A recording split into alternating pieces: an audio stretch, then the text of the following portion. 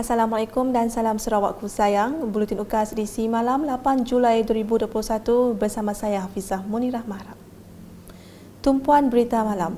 Pusat Pemberian Vaksin Industri PPV IN di Maidin Petrajaya Vista Tunku telah mula beroperasi sejak Rabu dan mensasarkan untuk menyuntik dos pertama kepada seramai 1,000 orang dalam masa satu hari.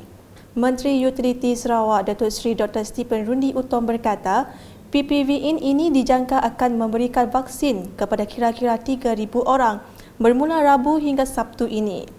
According to the management, this center capacity one day 1,000. So they're expecting about 3042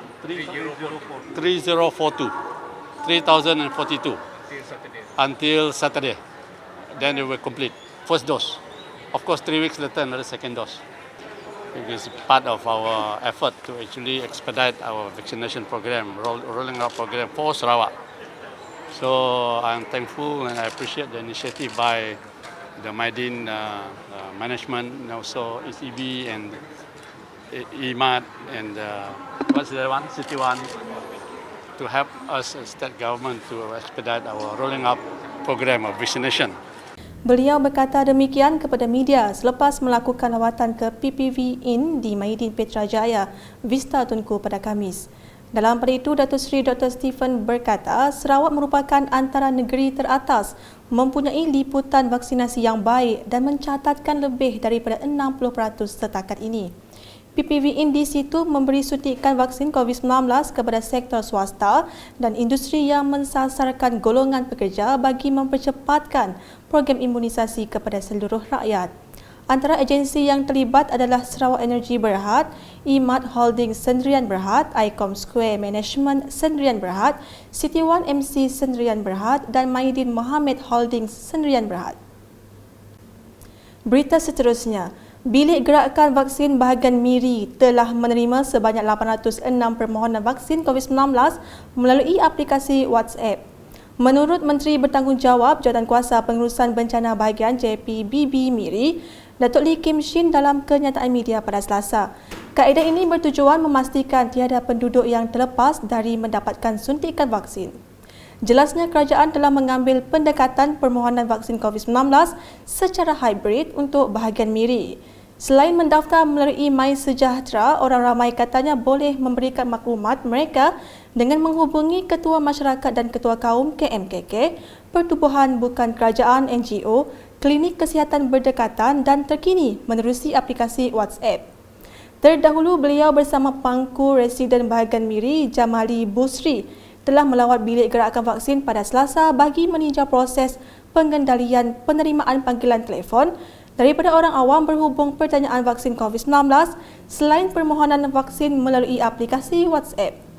Tambah Menteri Pengangkutan Sarawak itu, mereka yang berumur 18 tahun dan ke atas tetapi masih belum mendapat temu janji perlu berhubung dengan bilik gerakan vaksin bahagian Miri melalui aplikasi WhatsApp atau menelefon bagi tujuan penyelarasan pendaftaran vaksin. Dalam pada itu, JPBB Miri memaklumkan kepada orang ramai yang masih belum berdaftar atau menerima sebarang notifikasi temu janji vaksin untuk berhubung melalui aplikasi WhatsApp. Manakala bagi yang mempunyai sebarang pertanyaan mengenai vaksin boleh menghubungi bilik gerakan vaksin bahagian Miri di talian seperti yang tertera.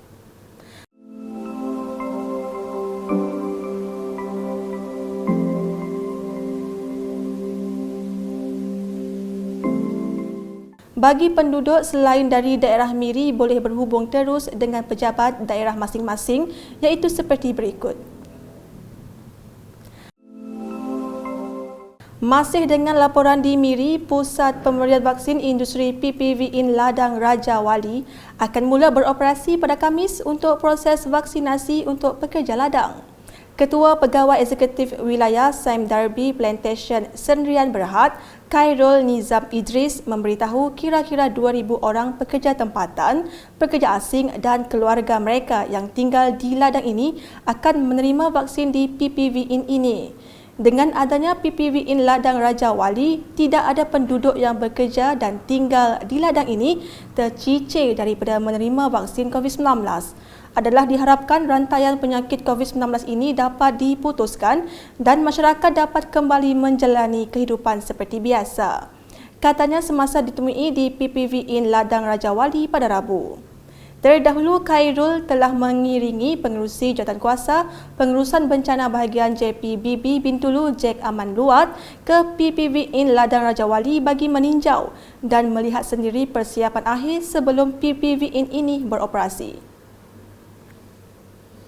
Selanjutnya, program penambahbaikan Rumah Rakyat Miskin Sarawak PPRMS yang dilaksanakan di kawasan Dewan Undangan Negeri Dun Pantai Damai dalam tempoh Januari hingga Jun tahun ini berjaya membaik pulih sebanyak 26 buah rumah.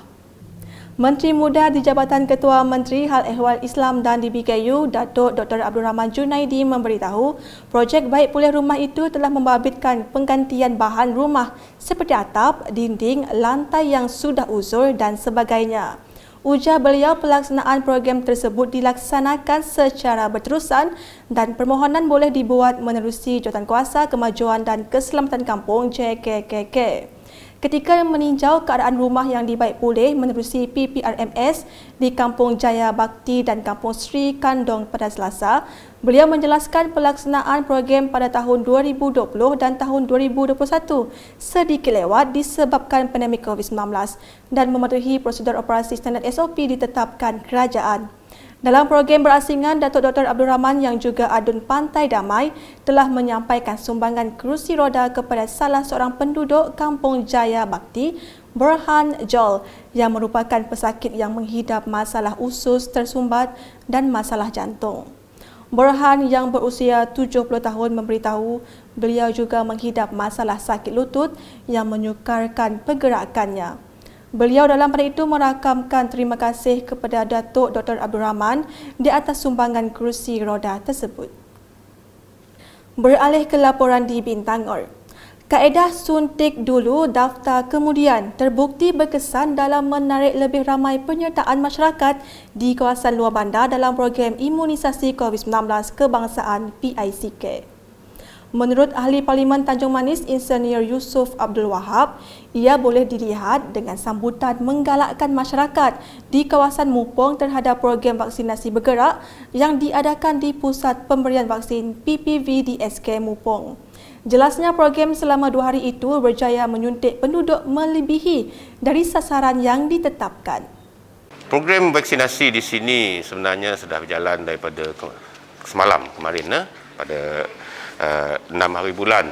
Jadi saya datang pada hari kedua di mana untuk hari semalam dan hari semalam kita telah memberi vaksin kepada seramai 240 penerima dan pada hari ini yang telah diberi vaksin sehingga setakat ini seramai 104. Jadi jumlahnya adalah 344. Jadi untuk kedua-dua hari ini sebenarnya adalah lebih daripada jangkaan. Lebih kurang 50 ekstra lah, lebih daripada jangkaan disebabkan ada yang datang kemudian yang mungkin belum mendaftar dahulu tapi datang untuk menerima vaksin. Ataupun mungkin juga saya difahamkan ada juga daripada orang luar yang datang ke kawasan ini untuk menerima vaksin. Jadi kita menerima kedatangan mereka sebab yang penting kita hendak semua rakyat di seluruh kawasan Mupong ini mendapat vaksin. Beliau menjelas demikian kepada UKAS selepas meninjau proses pemberian vaksin di PPV itu pada Rabu. Tambahnya, kaedah mopping turut dipraktikkan sebagai alternatif untuk memudahkan penduduk yang sakit atau sukar untuk bergerak ke PPV menerima suntikan. Saya juga difahamkan ada juga telah dibuat mopping exercise, iaitu mana-mana orang rumah panjang yang tidak mampu untuk datang ke sekolah ini, di kawasan PPV ini, mungkin mereka sakit, mungkin mereka terlantar, mungkin mereka terlalu tua. Jadi pasukan daripada PPV ini akan datang ke rumah panjang tersebut dan untuk memberi vaksin kepada mereka. Ini untuk memastikan satu lagi kata orang lebihan kerja ataupun ekstra yang akan dibuat oleh pasukan PPB untuk sampai ke rumah panjang.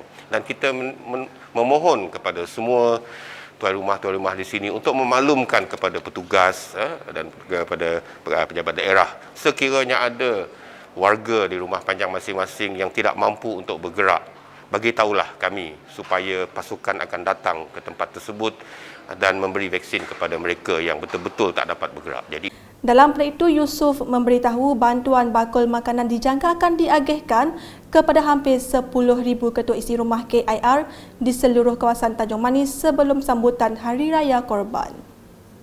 Berikut pula mengenai pelancaran program Kongsi Rezeki Pantry Community pada Selasa oleh Ahli Parlimen Kota Semarahan Rubiah Wang bertujuan membantu penduduk yang terjejas akibat pandemik COVID-19.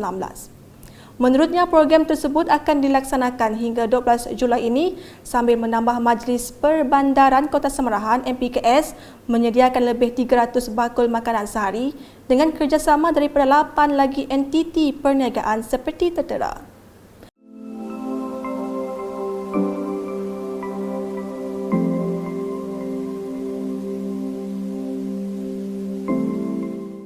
Beliau menambah program Pantry Community merupakan inisiatif yang tepat dan mempunyai 8 lokasi terpilih sekaligus menggalakkan ramai lagi pihak yang berkemampuan menyertai usaha memberikan sumbangan kepada mereka yang memerlukan susulan penutupan sektor ekonomi sepanjang Perintah Kawalan Pergerakan PKP dilaksanakan.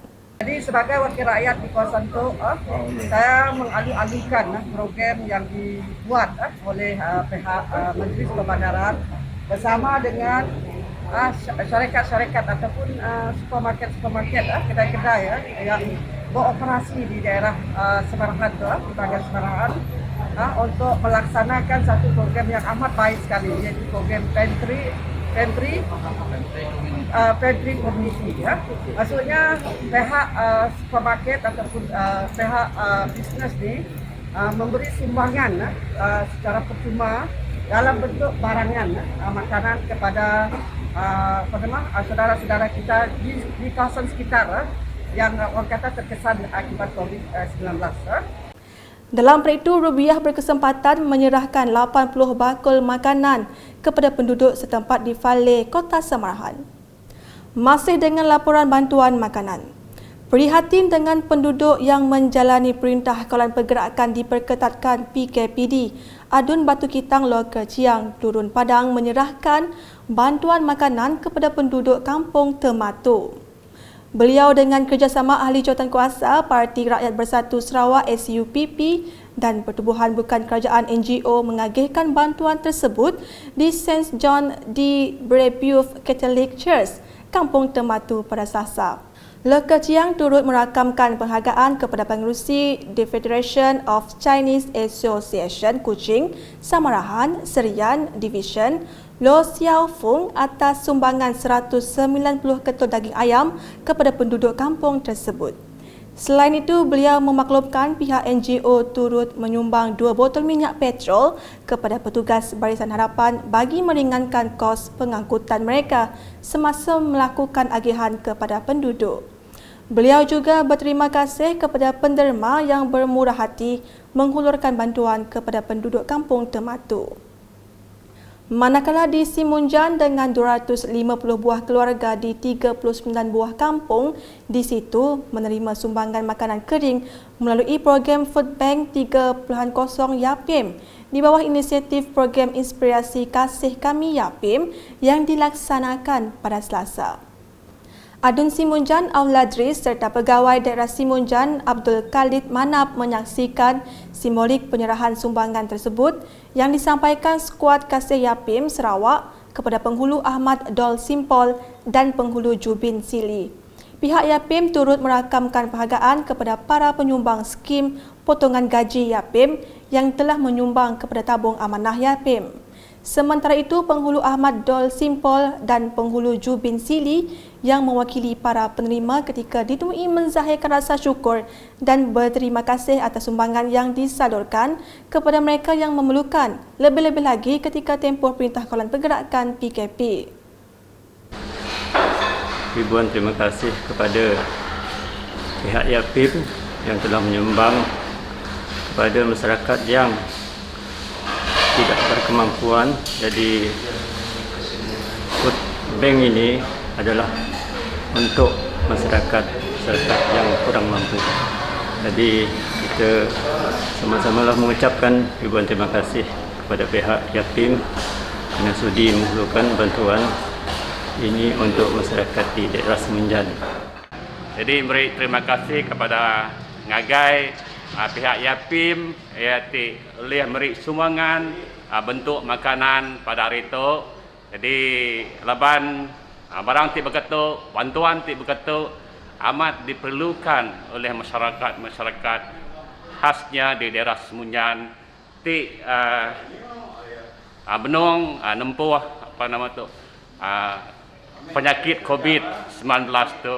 Jadi tu bantuan ti amat perlu dari dinantikan nanti dari semua masyarakat dari pihak Yapim. Jadi aku mewakili penduduk zon Aletemiang sebagai aku sekali lagi memberi besar terima kasih ngagai pihak Yapim oleh bantuan ti begitu. Terima kasih ya. Sekian edisi malam bersama saya Hafizah Munirah dan kru penerbitan. Berita lebih lanjut boleh didapati di semua platform media sosial UKAS termasuk portal ukas.sarawak.gov.my dan pastikan anda subscribe UKAS channel di YouTube. Salam UKAS.